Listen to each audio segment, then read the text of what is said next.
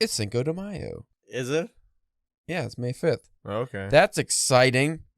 Oh, not really, because I have tequila, but I don't want to drink. I do want to drink, but not. It's like one of those things where it's like, I had a very bad week at work, so I just want to drink my sorrows away. But that's how you create that bad habit. Mm-hmm. If you drink when you have bad times, then that just concrete bad time, must drink. Like that's a bad habit to start, so I try not to do that. Plus, you also still have a Friday to go. Yeah. And everybody knows Fridays are the worst. Fridays are always fucking terrible. So I'm not too excited about that. But over since the weekend, I read like 3 books. No, like start to finish, or you? Yeah, start to finish, but they're not like real big books. I read the Epic of Gilgamesh. That wasn't very epic. We already talked about that. That's only like 56 pages though, so that's not very epic. Well, we talked about it at the book club, didn't we? Or I just mentioned it. Yeah. It's not worth talking about. Wasn't very good in my opinion. I don't think you read it by then. Or you might have started or something. It's just about the story of Gilgamesh and his bro Enkidu, and they go on adventures, and it wasn't very fun because it's very repetitive, and I got one of the best translations you can get. So whatever, man. It's very old. Then I read Star by Yuki Omishima, which is a novella. It's like 140 pages or something. It's just about an actor who is really famous in Japan and got groupies and stuff, and it was okay. I liked it. And then I read, this was a good one. Went to the old Barnes & Noble, right? Okay. And I did the real consumerism, asshole, let's support Jeff Bezos move. I went to Barnes & Noble, and I saw they had a J.R.R. Tolkien picture collection. It was the pictures of Tolkien like that he drew personally. I was like, ooh, that's interesting. It's $36. I was like, oh yeah, fuck that. I looked it up on Amazon. It's half off. It's like $16, $17. I'm like, I'm gonna order it. I ordered it while looking at it. Inside the Barnes & Noble. While it was in my hands, I ordered it. And then so I read that, and that was really good. Like that, just the pictures and stuff. It was really cool to see his original drawings. See, you should have just paid extra for the super shipping, and it would have been at your house by the time you got home from Barnes & Noble. Yeah. And then I did some half-ass writing all week. So how about you? Last week I had a huge haul of just regular comics. Like the past couple weeks, I was lucky if I was getting anywhere between like 6 to 8 at the most. But last week I had like 15. So like the free time reading wise went to that. I did start the first in that trilogy that I got the I always forget the name of it. It's like the comic cycle something, but it's at the Ninth Metal by Benjamin Percy. Oh yeah. It's where like we had the meteor shower, a whole bunch of places get hit with like these meteors, and they have like this crazy metal on it. You can use it into metal, and it's like revolutionizing like energy and stuff, and it's kind of like the seedy kind of. At least this first one is. I'm only like 100 pages into it, but it's pretty good.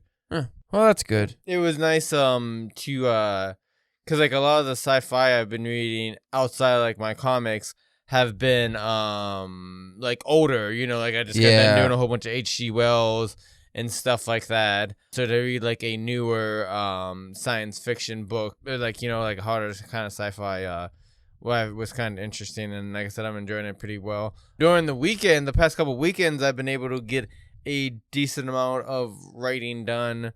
But my weeks have been shot to shit. Like, I know that feeling. So we're both losers who read a lot. There's worse things we could be.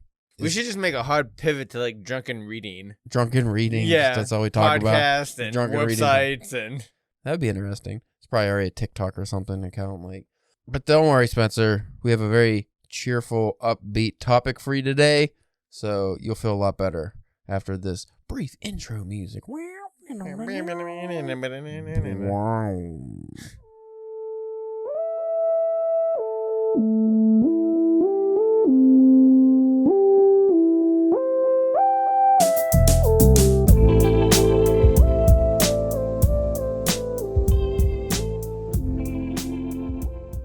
You are listening to the. That's not good. It makes a metal noise. Yeah. That's not what I wanted at all. I need a drummer thing. Oh my god, I'm fucking stupid. A drummer thing. Oh, you're listening to the Drunken Pen Writing Podcast. I'm your host, Caleb James. I don't even know if I could say a name for you now. I feel like I'm just mush mouth today. I should have got a drink. My mouth's very dry. With me today, Spencer, the Babylonian Brazier Buster Church. Well, that's a pretty good one. Yeah. You busting braziers, huh? You old sly fox, you. Babylonia. You old creep. Like I said in the intro, I want to do a more upbeat episode that will make both of us happy. So we are going to be talking about death. Yay, my favorite. Yeah, I guess the people who read the title of this episode already know something about the death, but I haven't come up with a name yet as we speak. I wrote very brief notes today. There is a point to this. This isn't just death, as in the end of things that makes us sad. No, I want to talk about death in writing and the importance of how you go about it. I find the way that we get into these is by asking thoughtful questions. So the very first question when it comes to your story, Spencer, why are you killing off a character to begin with? To piss people off. Ooh, yeah. That's to just make them feel something. Ooh. You just play with their emotions. You didn't like the character. The character was shitty and you didn't like writing them. Or it ties up a plot hole or a loose end. Ooh, just makes the story easier to tell. That's a good one too. Well, that actually segues into my next question. Is it a plot device or does it hold more significance to the story? It depends on the story. I will use a personal example. Example. Oh, I want to jump off a bridge. I like it when I'm not the fucking idiot sounding one in the episode. I will be the idiot sounding one all episode. If I'm not joking. My body is a -3. My mind is not even functioning at this point. I am borderline dead myself. This has been a rough week. Anyway, what was I talking about? Oh, death. Death and taxes. In my novel that I'm working on, I have a character who's actually mostly unseen. There's only a brief flashback of this character. But the whole story deals with death quite a bit in very important parts. But this very first death that's going to come about is not just a plot device. It is very significant to the story itself because not only if this death doesn't occur, the story doesn't happen. Whereas if it's a plot device, it kind of means, we killed that person, but that was just so we can segue to the next part. Well, it's kind of like that, but like I said, without this death, there is no story. So that's an example of using it to really anchor your story you're trying to tell and use death in a more meaningful way versus just using it to kind of move the story forward or, like you said, make people feel certain ways or going just to the plot devices. Sometimes you're just like, this story needs something. I need something to spice it up. And you know what? I'll kill a character. That would be almost like getting cheap heat as a wrestler. It's like, yeah, you're pissing off the audience, but you're just doing it because you're saying Dallas sucks and you're in Dallas. Like, it's not that big of a deal. So if you kill off even a likable character, you can do it in two ways. You could do it as just a plot device where it's like, hey, I'm killing off this fan favorite character to kind of piss off the audience and bring out some emotions that way. Or you could kill that character and actually has a meaning. There's a purpose for their death, and that brings out change in the other characters, brings out change in the story. I'm sure you've seen many movies and read many books where a character dies, and it really doesn't actually impact anything other than it's supposed to make you feel bad. And I don't like those deaths. I think those deaths are cheap and stupid. For instance, in The Force Awakens, big spoiler here, Han Solo's son, who has turned to the dark side, shoots him and kills him.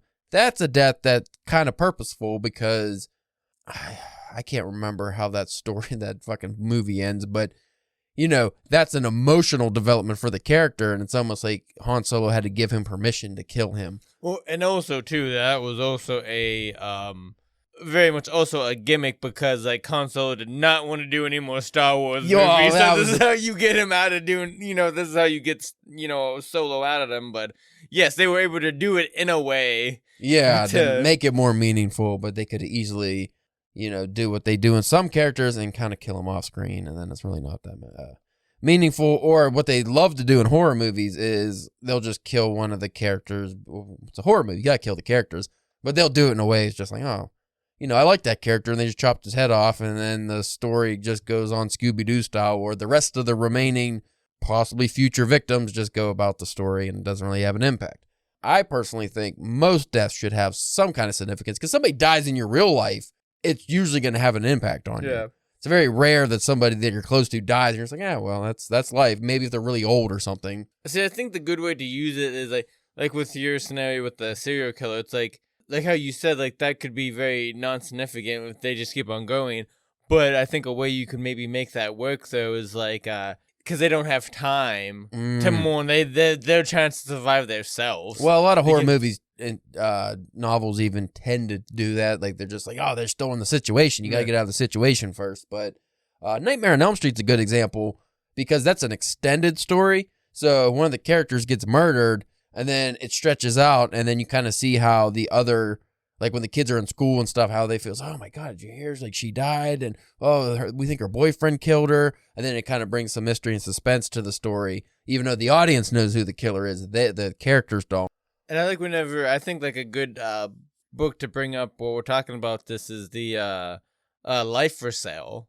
Yeah. Because that involves, and they do it in a way to where like it's funny. Yeah. It's awkward, you know. Like as we were talking about this, I was thinking of like trying to come up with an example of like different ways you can like mess around with like the death motif or like whatever, and like one of them would be like there's a person who has a hit out on them.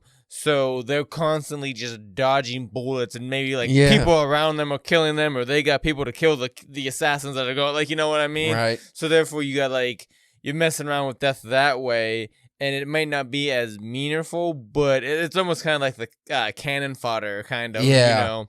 Moving on. This goes more into kind of what the readers would feel here. So, do the readers care if you kill off the character? That's an important question because, you know, and here I'll go on the rest of it. If not, that is probably a poorly written character. That's what I was going to say. Even if the character is a villain, the reader should regard their death with some emotion. Because if it's a villain or a very unlikable character, they should at least be happy. They'll be like, fuck yeah, he finally got his comeuppance. But if they just don't care, you did a bad job writing that character. If you have a protagonist who dies, or his love interest dies, or his mother dies, or whoever dies, and the audience just like, all right, keep going. Like, I don't care about that. That's not a very good character. There are some examples where that's not necessarily a bad thing. If it's just like some side character and you just kind of got to get rid of them, that's not always a bad thing. But if it's like a main character or they're important to the story and the audience doesn't care that they got killed, you're not doing a good job. I'm trying to think, like, I've read plenty of books where they killed off characters. I'm like, yeah, fuck it, whatever. Good.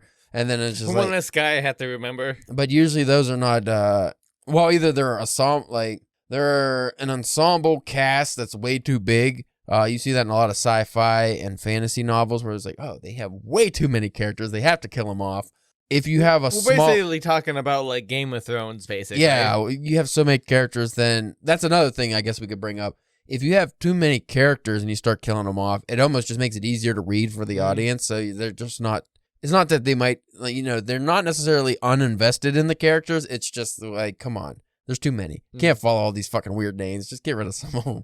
Lord of the Rings is a good example because most of those characters do not die. And the ones that do, their deaths are very meaningful. And I think every death in those, even The Hobbit too, like all the deaths that do take place are very impactful and it's a huge story device, like plot device, and it just really matters. And the audience feels like, oh my God, I can't believe this character died. But like you said, Game of Thrones, maybe some of the characters died. And I'm like, whatever.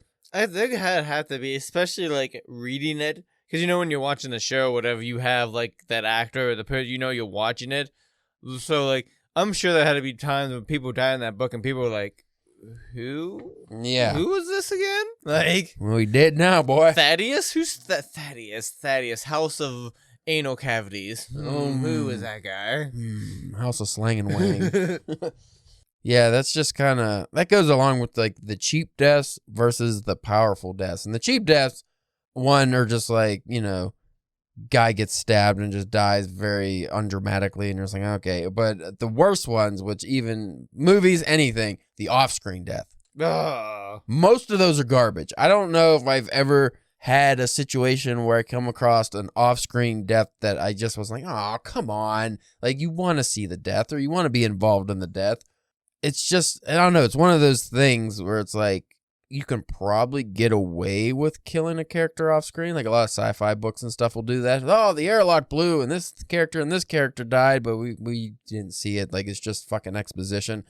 For the most, again, the audience would really not have to care about those characters to not get irritated by that. But again, it's all in how you do it, because like, okay, say you're sci-fi and there's like battleships or whatever. You got a whole bunch of them going on, and like, yeah, you could go and be like, have a ship that have certain people on it blow up. You can't show every character death. Again, so, it goes with how many characters do you have, and like a big battle scene, you can even the individual fight within the big battle, but whole ship blows up and there's multiple ships. It's kind of hard to do that. And then also too, like whenever the off-screen one, I'm always just like, is this misdirection?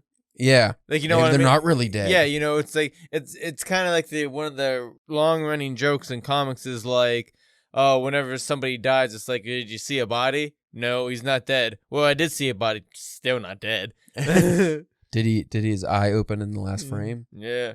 Well, when you kill character, Spencer, how do you go about it? Do you do it with intent and purposefulness, or do you just feel like that character needs to die? It more, at least now, is because up until recently, it's been a lot of shorter fiction, so it's just kind of like, if it's what the story needs, if the story is like, if that's what it tells me, like, you know what I mean?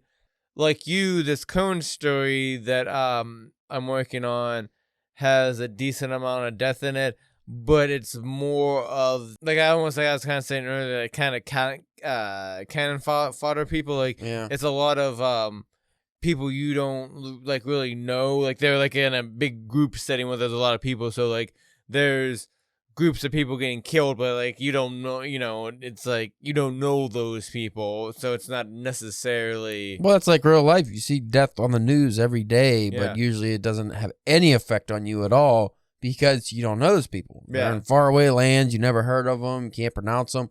It's not that bad until it's happening around you. Think about this. Like, say you were in a major city and there was a bombing, and while you were there, you weren't directly involved, and then you're like, well, fuck it, and you just leave. You get out of there, you're unharmed, you didn't see the destruction, but when you go home, you're like, damn, you find out like the death count on the news.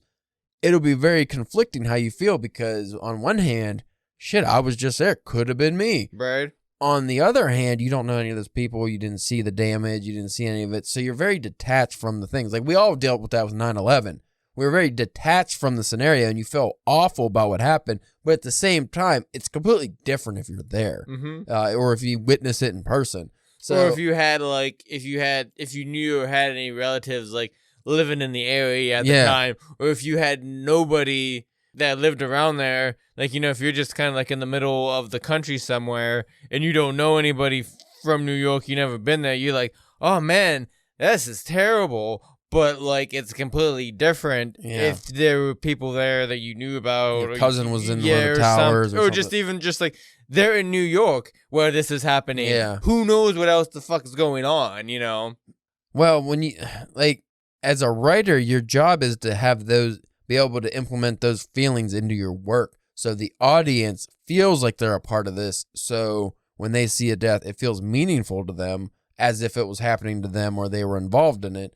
And on conversely, you could also do that with, like you were just saying, with you're across the country, you don't actually see the deaths. Like, you could have a sci-fi story where a ship blows up and the people on the other ship, like, well, we didn't know those people. Well, thank God it wasn't us. Yeah. And then the audience kind of gets relief too. It's like, oh man, good thing the characters I liked didn't die. Yeah. And you don't give a fuck about the other characters because they don't know who they were.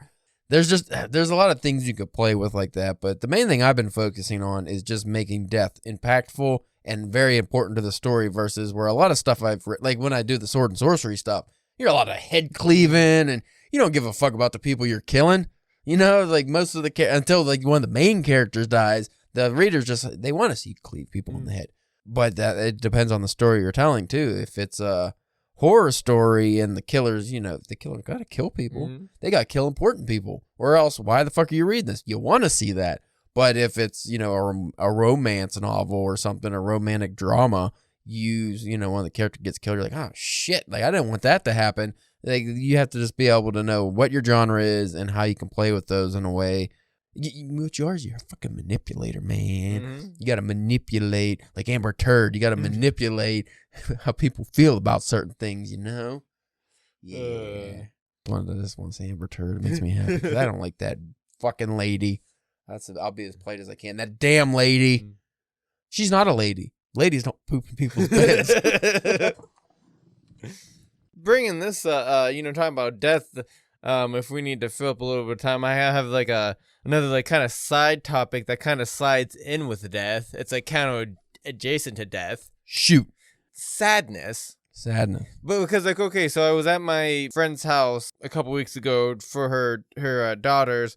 Their birthdays it was their birthday, so I was going over and visiting them. And whenever I was getting ready to leave, they were talking about they had like an episode of This Is Us to watch. Okay. And I'm like, why do you watch that show? Because I always hear it's like good and stuff, but anything I can see from the trailers, or if I would happen to switch by and it's on and I would like try to watch a couple minutes, the show's just made to make you cry. Just nothing but tears. Yeah, it's so and it's written so good and stuff. And I was like, no, it's just it's made to make you cry. Like that's not good writing. Like I could just come up with a whole bunch of sad shit. Like I could just and then a dog dies. Would you like to read my journal? I mean, like if you want tears, like what was that thing George Costanza when he was trying to get that apartment? It wasn't like the misadventures of a slow-witted bald man, but it was something like that. Yeah. And it was just he's just told the stories from his life that just depressed the shit out of everybody, so he can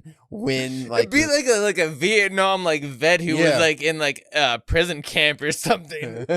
Well, do you want to know why people watch those shows, Spencer? Because they don't have any feelings in their real life. They need that emotion because they're not getting it from their day-to-day life. Because I mean, if you're feeling sad every day because of stuff that's happening to you, your life probably sucks. Yeah. So it's a good thing that you don't feel sad. You need things to make you feel sad, but I'm not one of those people. I don't want things to make me cry all the time. Well, but that also just like, because then that put in the idea, like I was saying, like, because they were saying, oh, it's written so good, but if it's just like, if you're just putting things together that you know that are going to make people like, and then, like we were saying, like, you want to make your readers or your audience have feel emotions. I don't know. I feel like you're doing it for a purpose, or you're doing it just because like manipulation. Like you're saying, like I could have this character kill this dog, but if I have this character kill this dog, or if like the dog dies, is there any real purpose for the dog dying? Is it moving the story at all, or am I just killing a dog because I just want the people reading to go, oh, the dog died? Like how you turned into an old lady. If you kill the dog, and I'm sure some of our listeners already know where I'm going with this, but if you kill the dog just to make people feel sad or bad or whatever, and like you said, nothing happens with the story. Like it does, none of the characters go into forever mourning because of this. They just move on with their life. It wasn't very important. If you kill the dog and it was John Wick's dog, and then you have 3 fucking movies that are badass because he got to get revenge, then yeah. That was kind of an important kill. It was sad, but god damn it, you're kind of glad it happened. Because if it wasn't for that dog dying, John Wick might have just like smacked around some people, but he probably wouldn't have went so crazy. But I don't know, because I know some people, like, they only read sad books and only watch sad shows and movies. And I'm like, I don't know, like, man. I don't need more of that in my life. No, like, I want to be happy. And that's another thing, like, sadness. You can use it if you just get people invested in the characters, you can just throw infinite torment towards those characters to make the reader sad. But at some point, it would probably just get too much and people will be turned off by it. Kind of like you were saying earlier, it's like it's the cheap heat. Like you're just pouring on the sadness just because it's easy.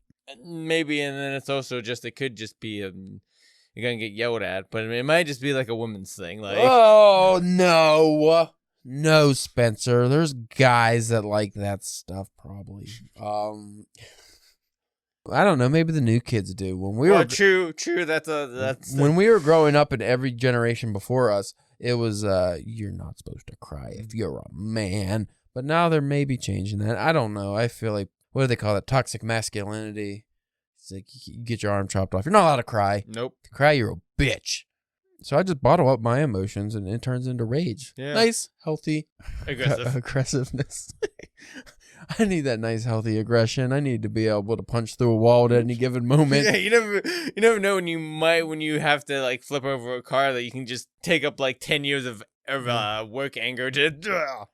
I need to be able to go to Starbucks and they give me the wrong order, and instead of just bringing it up because I'm an introvert, I just bottle that up, go outside, throw my coffee in the garbage can, and then just fucking throw the garbage can at a homeless person and just go on a killing spree. That's what I need to do because that's healthy. Not just going, excuse me, ma'am, I'm allergic to milk, and you put milk in here. Like, that's, because that'd be the normal, non-crazy person way to handle that.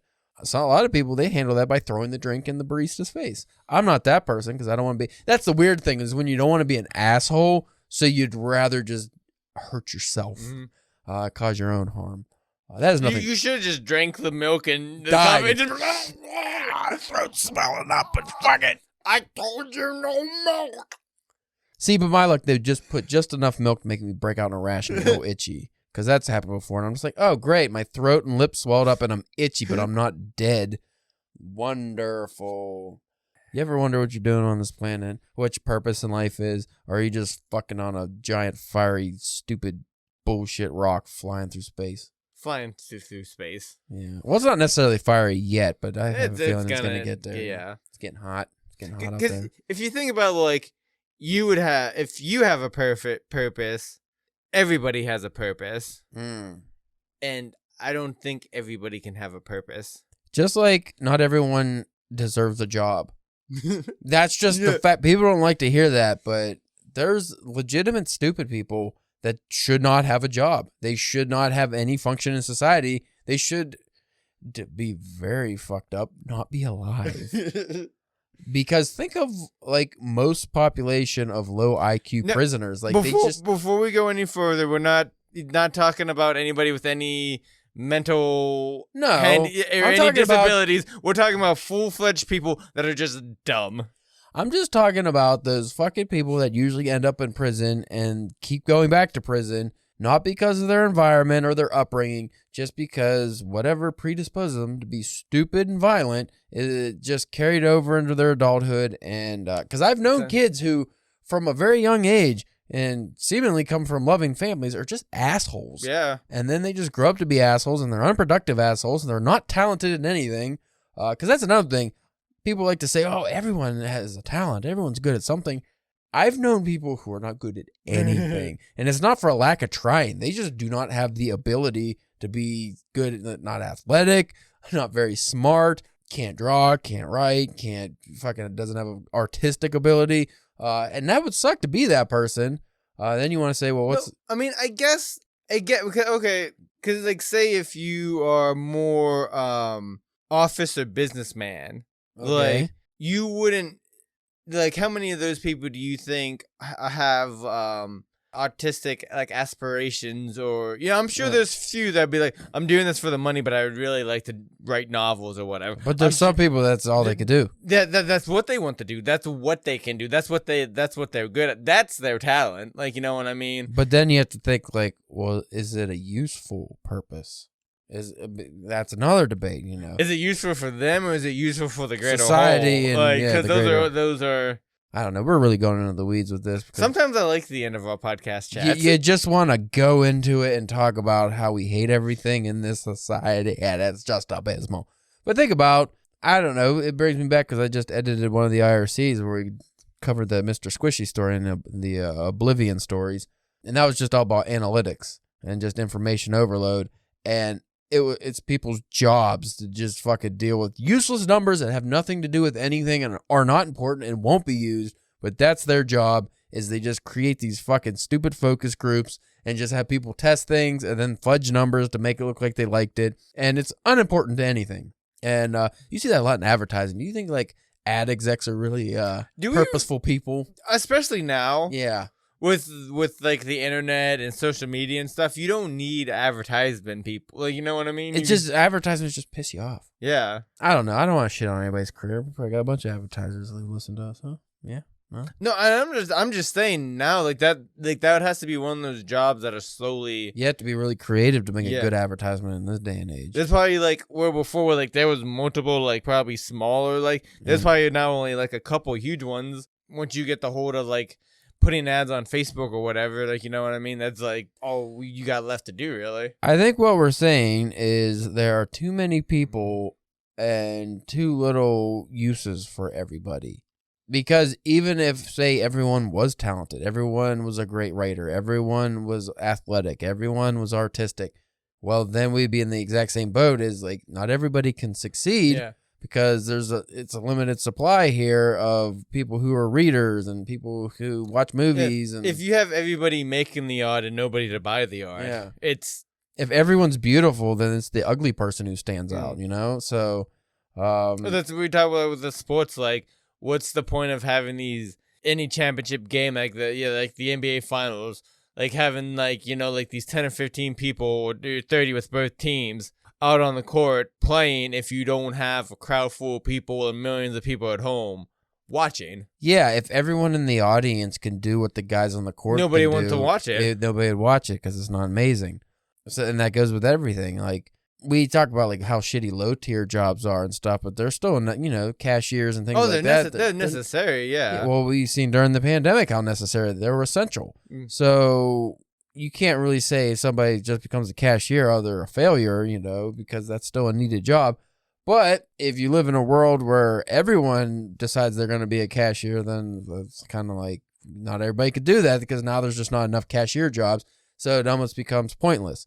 That's with anything. Like, if there's just too much, it becomes useless. Like, you can't, you know, an overabundance of anything is too much. So, well, that's always like one of the big arguments, like with like the internet boom and stuff like that, and coming to like entertainment and art and stuff. It's like it made it easier for you to be found, but it also made it easier for everybody else to do it. Well, you've seen that with the indie writing community so much now. Is there's so many writers, even non-indie writers, like people who are published writers. There's so many that most of the books actually don't get read because there's not going to be that many readers. And now all of a sudden you have this huge pool, and unless you are really talented and really stand out, you're not going to become like the next Stephen King because how do you break away from so many people? It's almost like that of like you kind of almost have to have like a personality. Yeah. Kind of like we've talked about. You have to have something different. Like we've kind of talked about before, like with from conventions with Derek Manning. He has like a persona. A gimmick. Like a gimmick that he works and stuff like that. And I think that helps bring people to like his table. And then if you get them to your table and to check out your work, that you are confident and you know how good it is and stuff like that. And you know that's how you build your fan base. Yep. And that's where I'm going to suck ass in the writing business, because I just don't like to do that stuff. But I'll have to do that when my novel's finished. I'll have to really build them. I'm thinking about just doing like fuck Twitter. I'm going to find something else. We don't need to have the big marketing discussion today. We'll do that in another episode. Maybe when we've done some research. Yeah. But anyway, death. It's something everyone has done before us and everyone will do. And if people didn't die, then we had too many fucking people. We're in the same, you know. We're already there. So fuck that. Unless you have anything else to touch on. Death is like assholes. Everybody got one. Mostly. Very eloquently put. Yeah. Ew. It's just a stinky. Stinky. It's so stinky. So if you're feeling down in life, you just have to find your purpose. Even though I said very harshly that not everyone is going to have a purpose or be able to find their purpose, that doesn't mean you can't try. And I mean, and like, okay, say, like, you know, we were talking about, like, we always bring up, like, the cashier or whatever.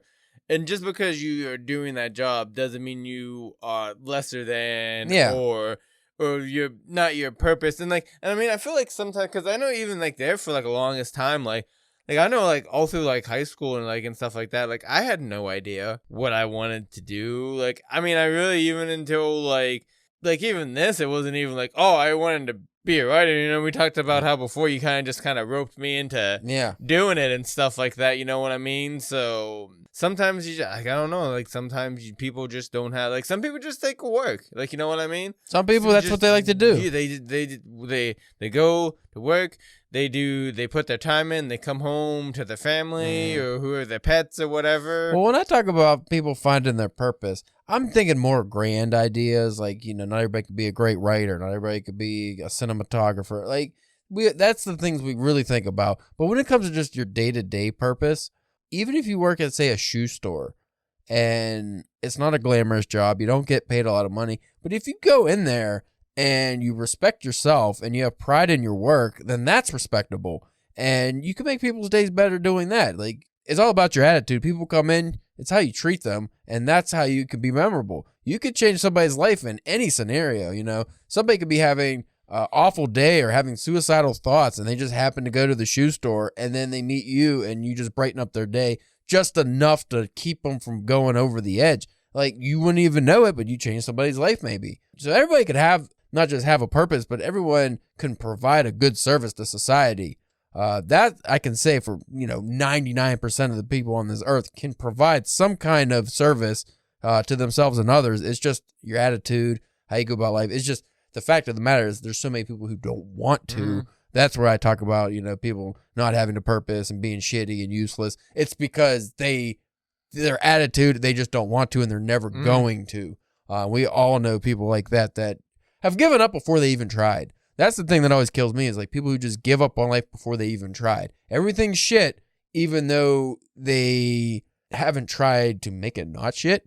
Maybe they just got a bad, got dealt a bad hand. But unless it's like mental illness related, some people are just, what was it? Like, I was born unlucky. Well, if you think like you're born unlucky, you're always going to be unlucky because like that's your mindset. You got to think, fuck luck, I'm just going to do it myself and make something of myself, which is how I always thought of my life. It's like, I might not be the smartest guy. I might not be the best looking guy. I haven't come from a great background, but I can work and do what I can do to better myself. And I think I'm doing all right now. So, it's just a matter of perspective. Like, do what you can do and just make the right steps, the right steps every day to improve yourself.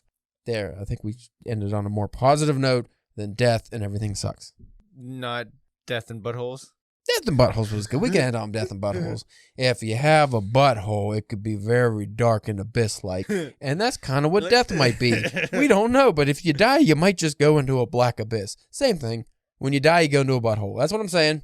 That is a fact. I'm starting a religion based on that. You know what?